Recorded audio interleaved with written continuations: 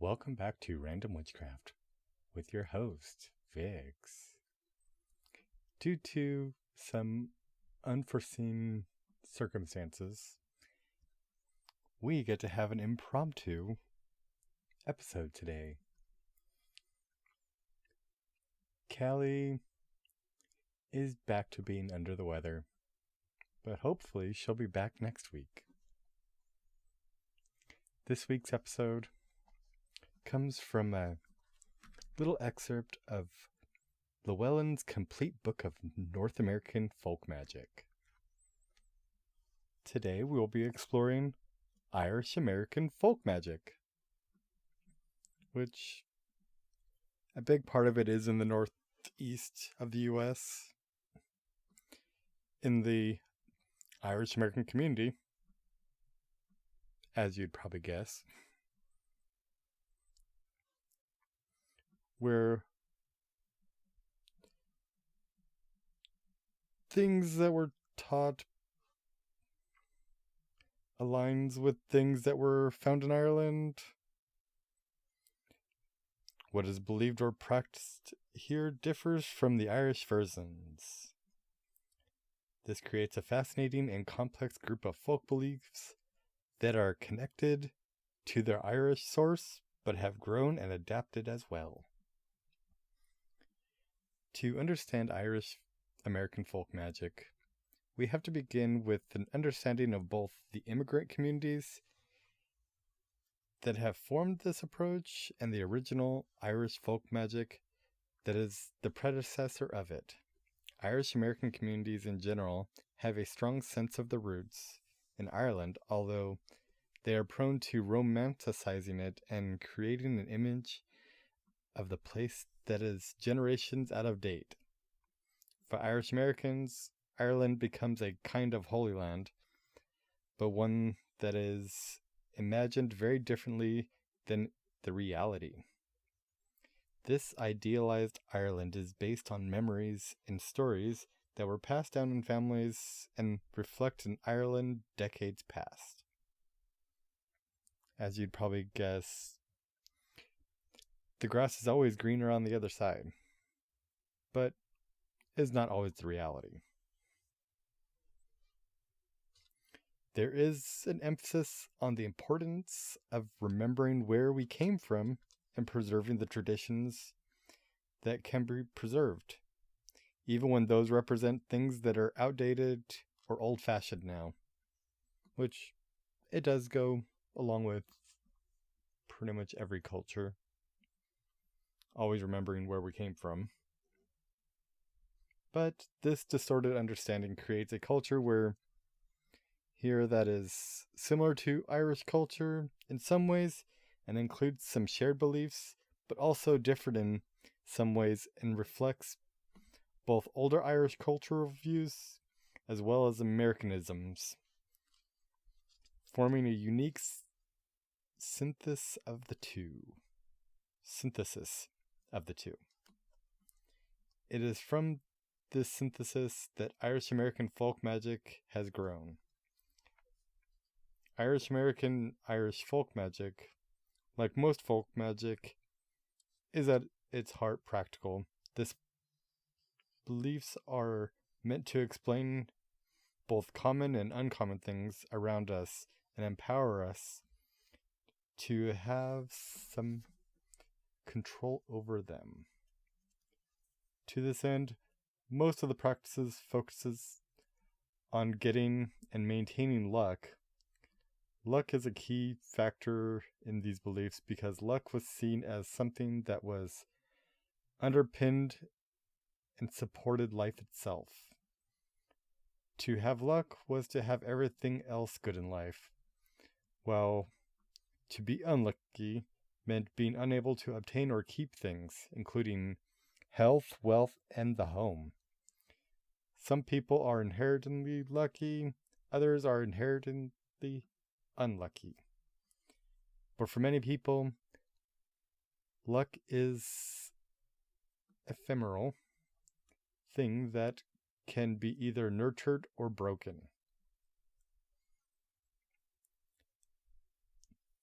In Irish belief, the luckiest object one could find was a four-leaf clover, which then had to be carefully preserved and kept. For to lose it meant losing the luck it represented. Besides the superlative four-leaf clover, lucky items were those that were difficult to find or unusual, including things like a horse's tooth. Found pennies were also lucky, but only if they were found face up, taken, and kept. In contrast, it was bad luck to take a tails up penny. Sounds very familiar with a lot of superstitions, doesn't it? One staple of folk practice for bringing both luck and protection was to hang an iron horseshoe over a doorway, generally the main entrance to the home. There's an ongoing debate about whether the horseshoe should be hung with the open side up or down. That right there does depend on who you're talking to. But I digress. Just as luck is a vital factor in folk practice, unlucky things are a factor in Irish American folk magic too. Particularly the idea that certain actions or encounters can create or portend ill luck. Some unlucky things, like having red hair, which is often seen as unlucky in both Irish and Irish American belief, which is rude. I love red hair. A person has no control over that. While others, like putting shoes on the table, a person can be sure to avoid in order to bypass the unlucky consequences. In a similar vein, there were many folk beliefs that offered protection from negative consequences, or alternatively promised them if the actions were taken, such as being taught never to burn hair or throw hair clippings or the hair pulled from a brush to the wind, lest birds nest in it and the person it belongs to suffer from headaches afterward. This is a practical thing, as human hair can be a health hazard for birds, cutting off circulation to their legs if they become entangled in it. A lot of Irish American folk magic is rooted in what might be labeled as superstition. A superstition is the idea that certain things should or shouldn't be done, or that certain things are omens. Now, omens are abundant in folk belief and offer a person a chance to prepare for or to alter a possible outcome. This awareness of things that might seem trivial or inconsequential were ingrained as a means to predict events and influence outcomes whenever possible. Now, fairies can play a large role in Irish American folk magic, just as they sometimes do in Irish folk magic. There is an idea that where there were and are spirits native to the Americas, there are also Irish beings who came along with or followed after the communities, and people that immigrated, including a variety of fairy beings found across Irish folk belief.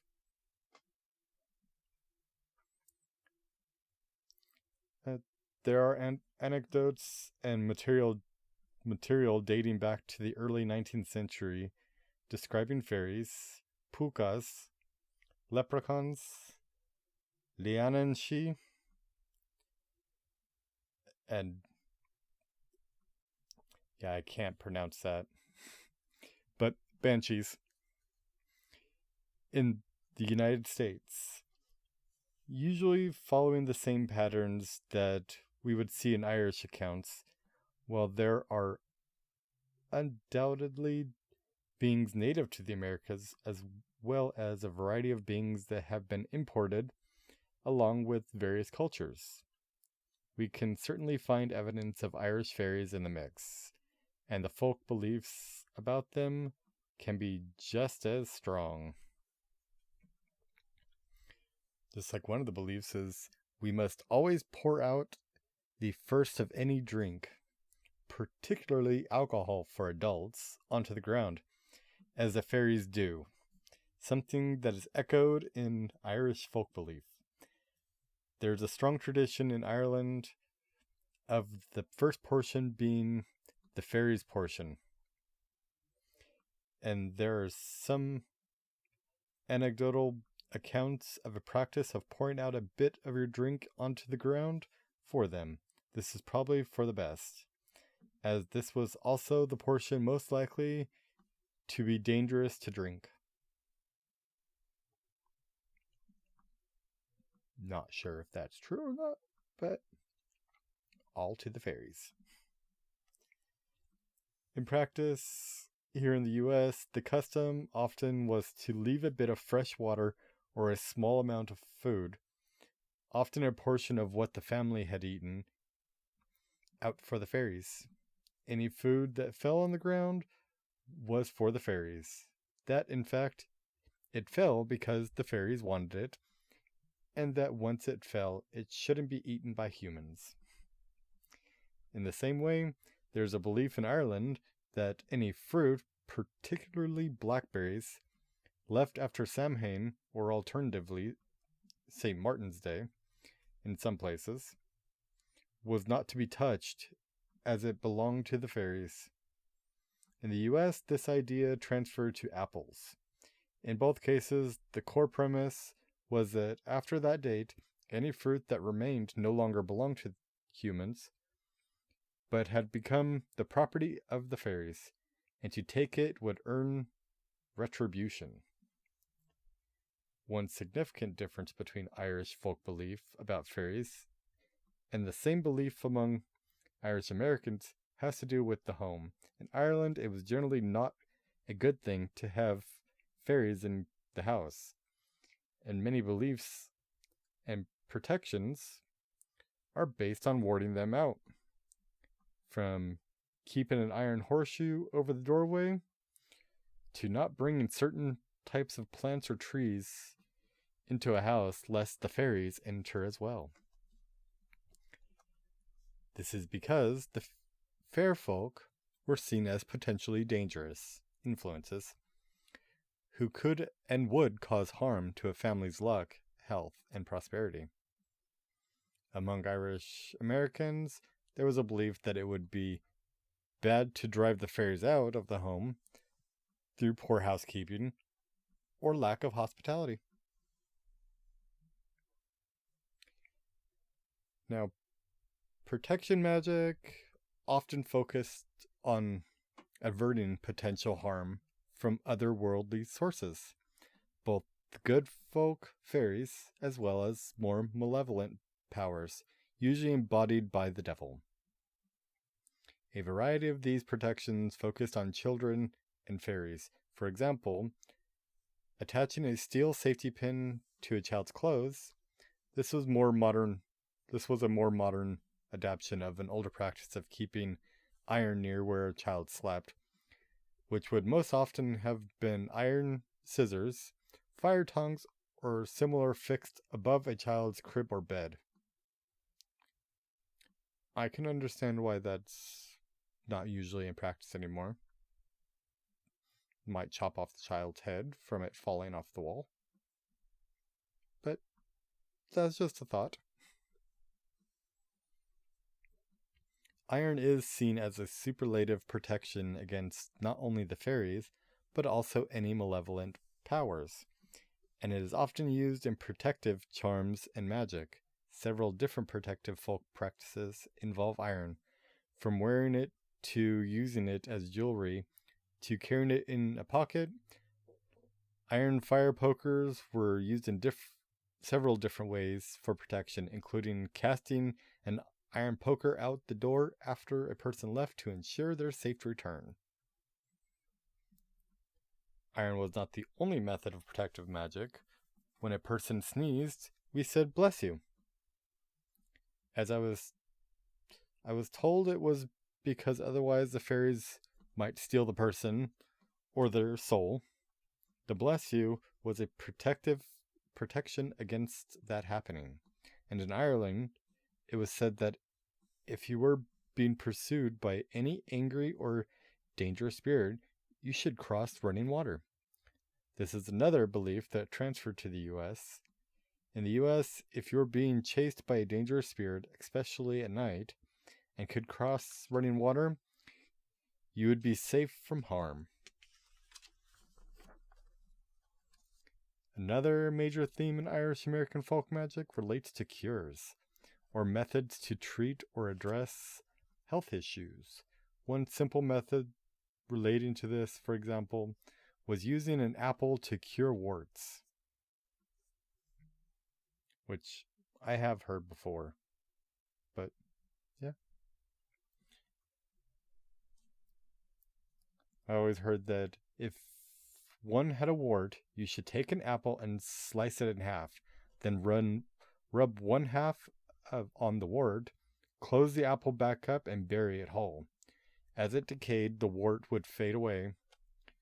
This is sort of a simple sympathetic magic, and is common and quite effective. There were also actions that could be taken by anyone to effect some cures, such as placing a bed so that the person's head was to the north. This was the way beds should always be placed, if possible, and that one should never have their head to the south, or they would suffer from insomnia. Just as healing was a significant folk practice, so is cursing.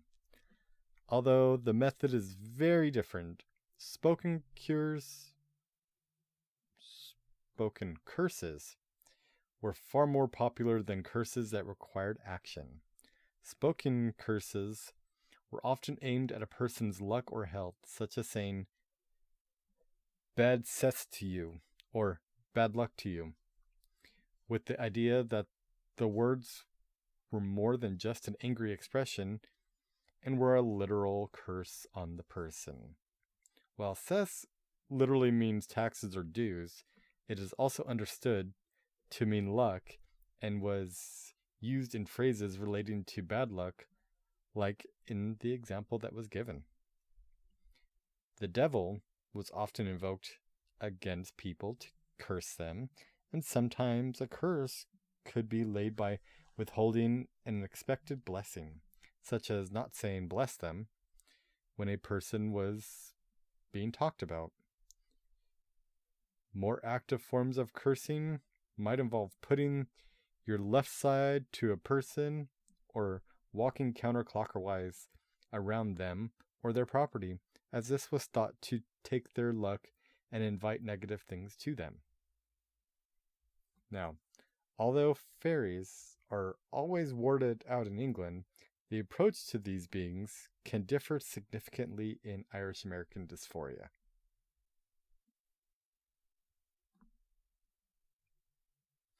Diaspora belief. Steps to welcome fairies into the home to increase luck and health included not only keeping the house clean and tidy, but also the creation of small fairy houses in the yard. The exact history of this practice in the U.S. is muddled and hard to trace. It was done during the 1980s, and there have been books published about it since 2001. While the idea has now become trendy, one can buy a fairy house online, the original practice was to create a small replica of any kind of house using found natural materials, like stones, twigs, flowers, moss, acorns, to fashion little one-room homes, complete with beds and dining tables for the fairies. The idea with this gesture was to show that fairies were welcome and had a place within your space.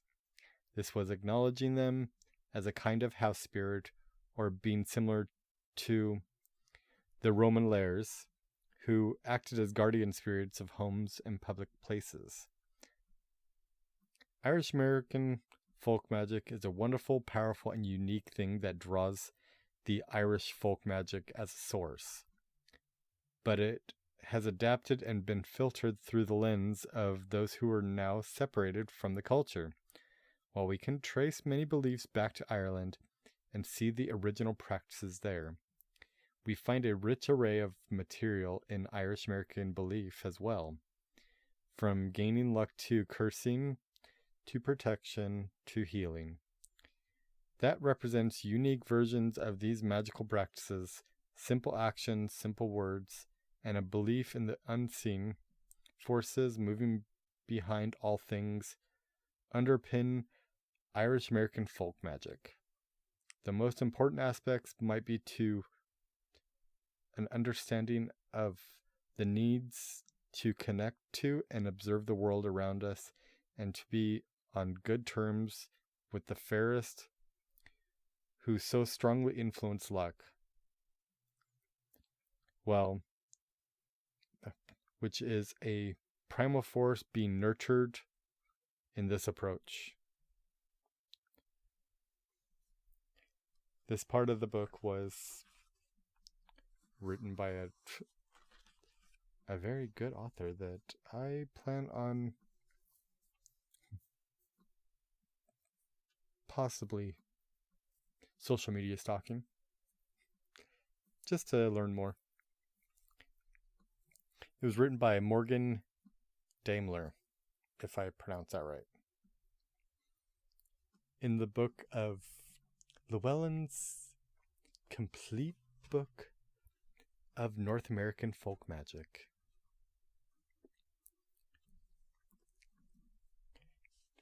Now, this is all I have for you today.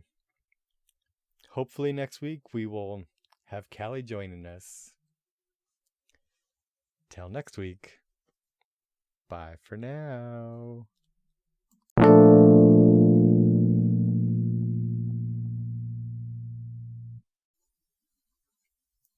Just one more thing before we sign off for the day.